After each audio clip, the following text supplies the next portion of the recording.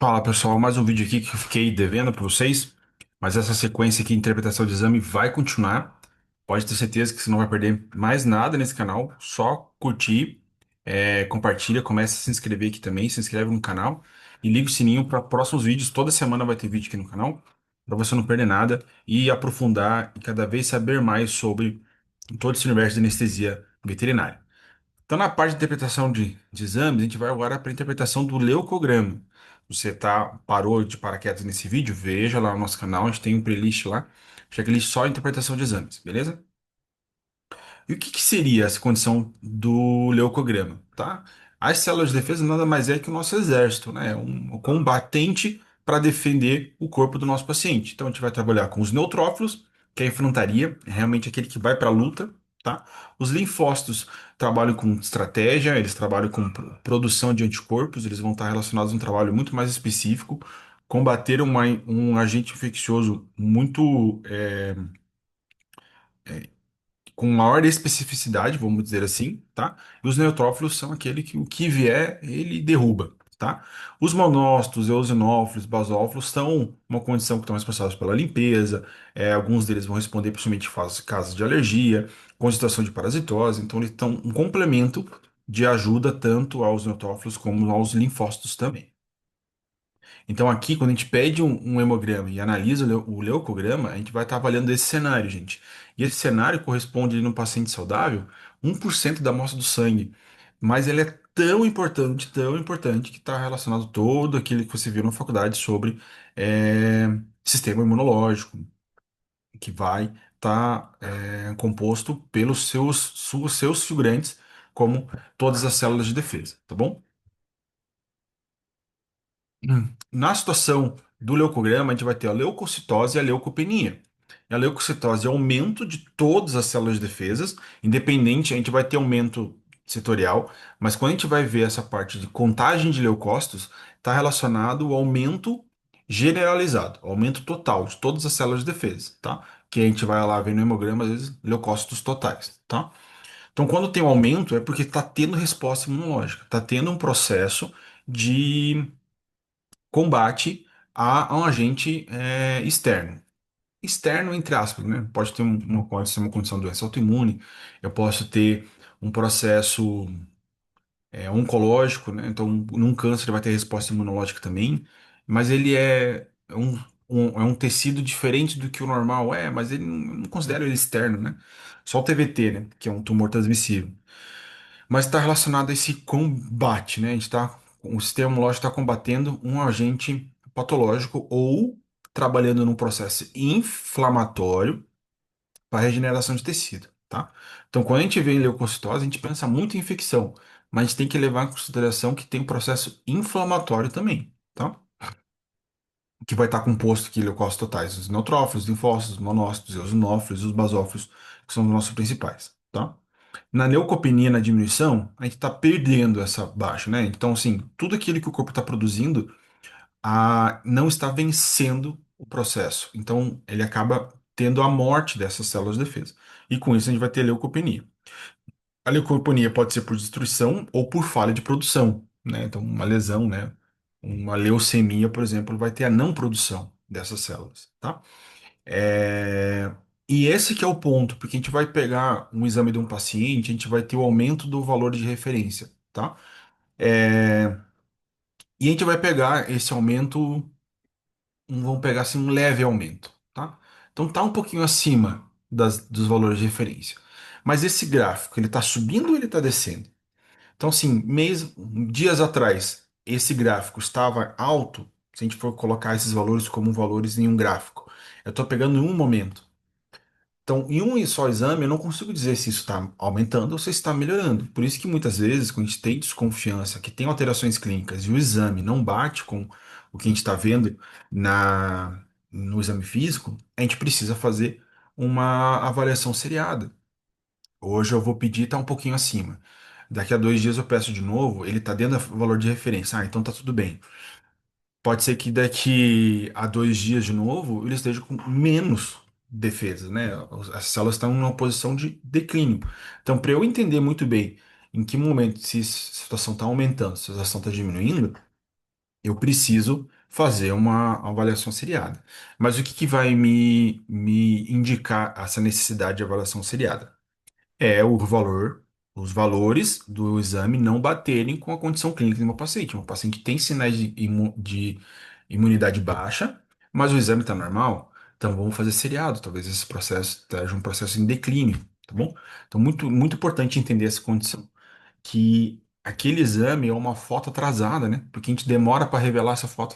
Então, quando o resultado vem, a gente coleta num dia, o resultado vem no outro dia, na hora que a gente está vendo aquele exame, o que está acontecendo no nosso paciente pode ter mudado.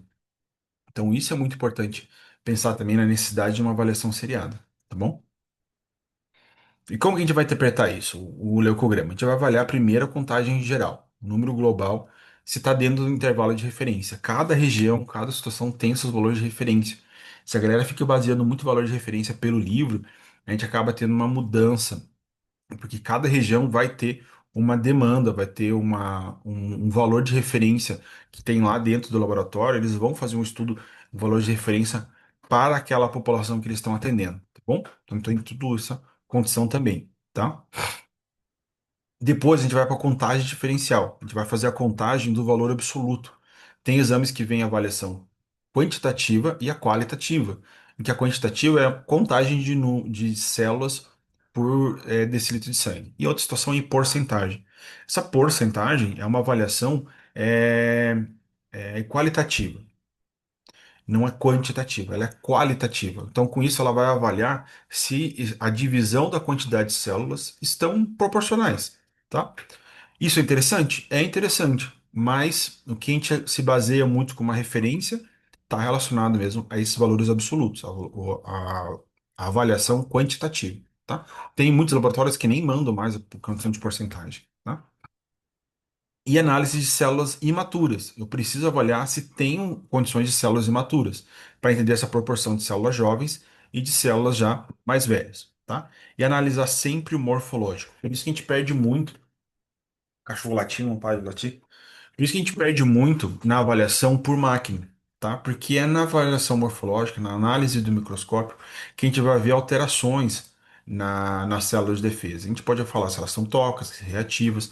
Isso traz muita informação para a gente, tá bom? Então, sempre que possível, priorizar avaliações, principalmente exames alterados, que tem avaliação microscópica, tá? Então, às vezes, numa condição de rotina, a gente faz o hemograma da máquina, mas tem alterações. Então, eu sempre acabo solicitando um novo exame para a análise morfológica, tá bom? E aí vai terceirizado mesmo, tá? Então, a gente precisa entender essa ordem da avaliação e interpretação dos resultados também para a gente sempre fazer da mesma forma e começar a aprender também de cada vez mais, né? Ser auto-independente, tá? Então, a gente falou na infantaria, que tem os neutrófilos. Aqui a gente vai ter uma neutrofilia, que é o aumento dessas células, tá? Isso está relacionado a um processo inflamatório. Pare de pensar que é infeccioso, não, inflamatório. Bactérias, infecção causa inflamação? Sim, mas eu posso ter apenas um processo inflamatório asséptico, sem um agente microbiológico, tá bom? Então, quando eu tenho neutrofilia, eu posso ter esse aumento por estresse. Quem coleta gato aí sabe a dificuldade que tem na coleta do gato, e isso pode ser um fator que prejudique o nosso manejo. Pode ser inflamatório, e aqui inflamatório encaixa dentro do inflamatório infeccioso, né? Então, processo infeccioso, ou processo inflamatório, ou processo de necrose, tá? Os piores exames que eu vejo com aumento de neutrófilos estão na piometra, que é uma infecção encarcerada, que a gente tem que tirar o útero para sanar o processo infeccioso, e neoplasias ulceradas e necrosadas. Nossa, ali eu vou ter um aumento de neutrófilos gigantesco, tá? Porque tem uma carne podre pendurada no paciente, e ali vai ser um processo de aumento dos neutrófilos também, tá? E proliferativa, que vai estar numa situação mais rara, mas pode acontecer nos pacientes com leucemia, tá bom? Aqui tá a visualização. Um neutrófilo adulto saudável, ele vai ter três segmentos. Então, esse neutrófilo que a gente está vendo aqui, ele tem cinco segmentos de célula. Então, ele é um neutrófilo mais velho, mais maduro, tá bom? Então, isso também traz essa condição de desvio à direita ou desvio à esquerda, tá bom? Quando eu tenho células jovens, né? Então, por exemplo, bastonete, que vai ter, não tem perfeita segmentação do núcleo, né? Ele tá realmente o formato de um bastão. Essa é a célula jovem. Ele vai amadurecer para um segmentado. Então, a quantidade de bastonete vai me mostrar se existe mesmo uma condição de regeneração medular, se o medula consegue produzir ou não, tá? Se eu tenho um processo que eu tenho mais jovens do que segmentados, eu estou num processo degenerativo, tá? Por quê? Porque esses jovens estão sendo enviados porque os neutrófilos já morreram e não estão dando conta, tá? Quando eu tenho segmentados maiores que jovens, não é incomum no exame paciente saudável aparecer bastonete zero, tá? Isso está relacionado que tem um processo, se eu tenho neutrófilos aumentado e bastonete zero, está num processo ainda inicial ou está no processo terminal é mais difícil, né? Porque a meia-vida do bastonete acaba sendo maior. Então, se não tem bastonete na condição, tende a ser um processo inflamatório mais agudo. O que não caracteriza necessariamente cronicidade se eu tenho bastonete na minha amostra. Se eu tenho neutrófilos altos e bastonetes altos, isso não significa, pode ser indicativo, pode realmente me remeter a um processo inflamatório mais agudo, mais crônico, mas não é obrigatório. A gente vai ter outros fatores que vão mostrar processo crônico, tá bom? A gente vai mostrar aqui para vocês, tá?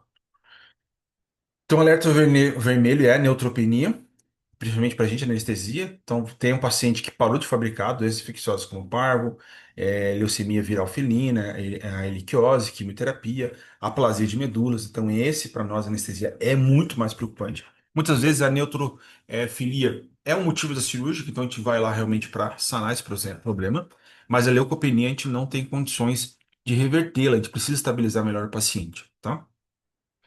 E pode estar relacionado mesmo a essa condição de consumo, né? O paciente está evoluindo a choque, a gente vai ter uma demanda massiva, né? Com peritonite ou piométrica, que tem um potencial de sepse muito grande, tá?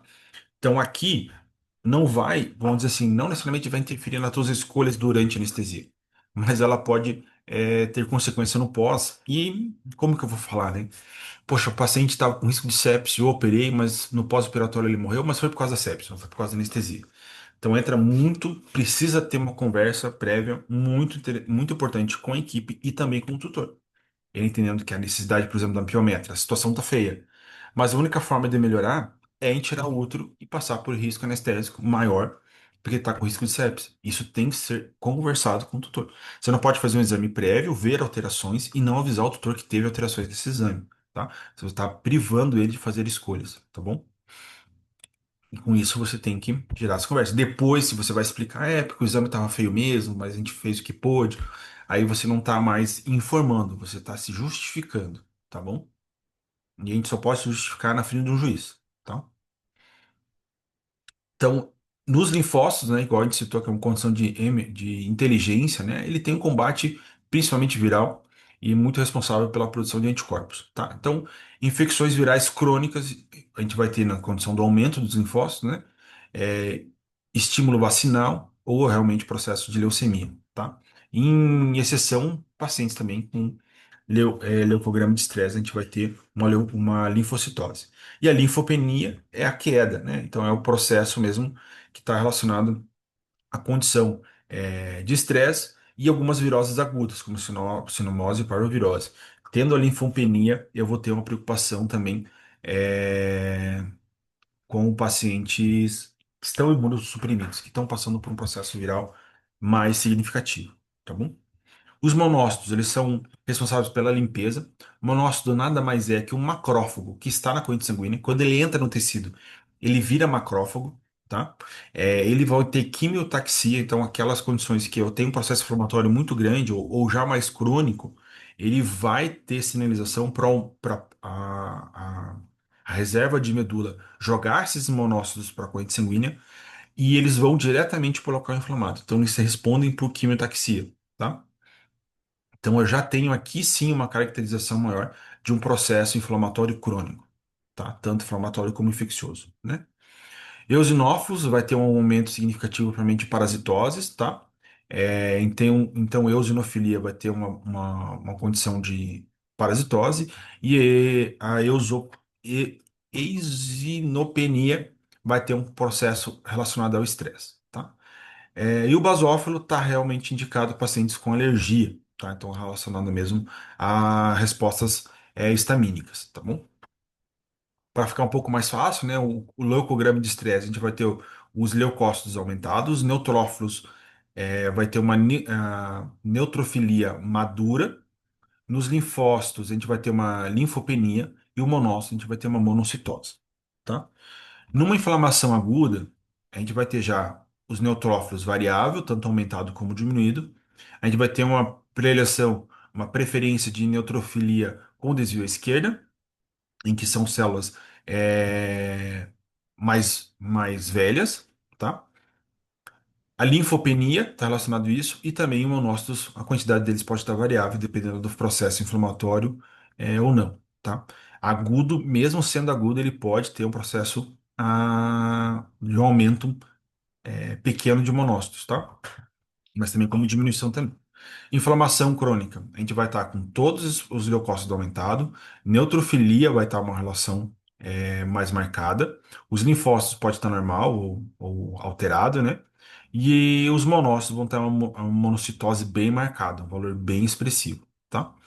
E o medo de excitação ele vão estar aumentado, neutrofilia transitória, linfocitose e os monócitos vão estar normais, tá bom? Isso é muito importante para a interpretação. E o que isso vai interferir no processo da anestesia? Bloqueia ou não, né? Vamos para frente, go ou no go? O que a gente vai fazer nesse processo? O que a gente tem que entender é que estrategicamente, assim, na montagem do protocolo e no teu fazer do cuidado desse paciente, não necessariamente ele vai ser impeditivo, mas eu tenho que estar bem alinhado que é um paciente que tem um risco pós-operatório maior. Tá? Então, um paciente sem defesa, um paciente com uma infecção que está vencendo, realmente um paciente que está num processo que ele precisa operar para estabilizar, tá bom? E proceder com cautela em pacientes estressados, e também pacientes com piometra, né? Porque aí eu tenho que entender mesmo que se está alterado, eu tenho que operar para ele não piorar, tá? Ou que para melhorar, eu tenho que operar. Então isso tem que estar muito bem conversado, tanto com a equipe como com o tutor também, beleza? E ajustes, né, relacionados ao tratamento, a gente vai ter que colocar no nosso protocolo anestésico antibióticos, momentos de aplicar antibiótico, qual o antibiótico mais interessante para aquela situação, conversar isso com o cirurgião, conversar isso com a equipe, conversar isso com os intensivistas, tá? Por exemplo, assim, piometra, o interessante é entrar antes da cirurgia com sulfa, o famoso Burgal, porque ele é bacteriostático. Depois da retirada do útero, o anestesista entra com um antibiótico para tratar e evitar a sepse, como tratamento profilático, ceftriaxona, ampicilina. A gente pode acabar entrando nesse momento, retirou o útero, a gente entra com antibiótico, tá bom? E o manejo da dor. Então, o padrão de linfopenia e eosinopenia indica mesmo estresse e cortisol, que vai precisar de mais demanda de anestésico. Mas esse estresse está relacionado à dor ou está relacionado mesmo ao manejo? E os dois vão prejudicar e aumentar o requerimento anestésico, tá? Então, tem que pensar assim, em trabalhar uma analgesia pré-operatória mais atenciosa, tá? E considerar os ansiolíticos para o pós-operatório, tá? O padrão de estresse deve levar em consideração também o manejo de dor. A gente não pode considerar o gato apenas estressado. E se tudo isso também for um agravo da dor? Como que eu vou melhorar a situação para o meu pré, para o meu trans e para o meu pós? Tudo isso tem que estar planejado junto no teu protocolo, tá bom? Então, resumo, o que a gente pode ver é que a leucitose tá relacionada à mobilização, a leucopenia está relacionada à falha de produção ou consumo, ou derrota, né? Devido à regeneração, ela é boa, mas a degeneração ela é grave, relacionada aos neutrófilos. A linfopenia indica estresse, dor, a gente tem que levar isso em consideração. É, E a neutropenia grave exige estabilização prévia. Eu preciso tratar esse paciente e preparar ele o melhor possível para ele ter melhores resultados no pós-operatório. E cruze todos os resultados do exame para você, também com o exame físico, com aquele que você inspecionou o teu paciente previamente. Essa é a melhor tomada de decisão, levar em consideração e sempre ser muito claro com a equipe e com o tutor, para depois não virar tudo culpa da anestesia. Beleza? Espero que tenham gostado. Curta e compartilhe esse vídeo. Deixe um comentário qualquer dúvida. Espero você no próximo vídeo. Fico com Deus e boa rotina.